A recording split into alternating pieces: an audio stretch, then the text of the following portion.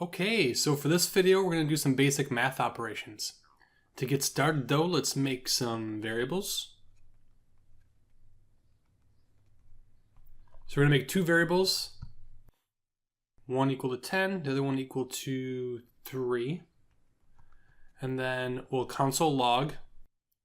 So it'll show up over on this side. Let's do num1 plus num2.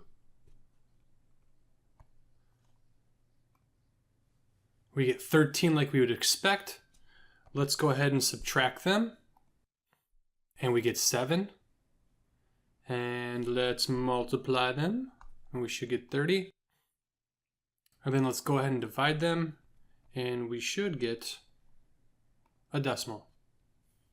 Something interesting that happens is it doesn't show that it's repeating 3 all the way through. We get this 5 at the end. In computers, we can't always represent decimal values perfectly.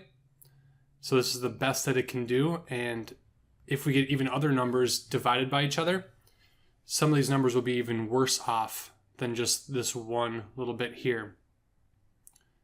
In some languages, like in Java, we have a thing called big decimal that helps us with that issue.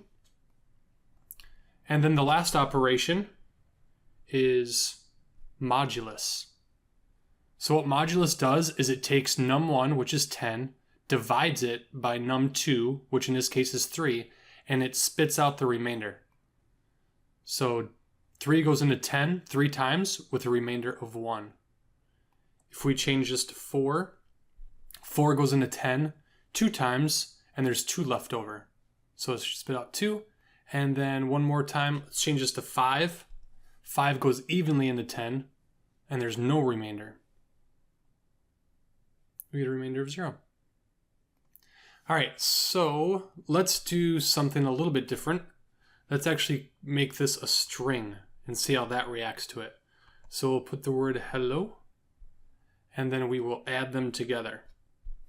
Now, what do you think happens if we add hello and 5? We just get hello 5.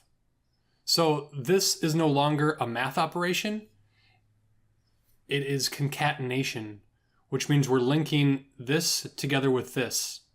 So it'll take this string right here and actually just attach this 5 as a string also to make one large string. And if we subtract them,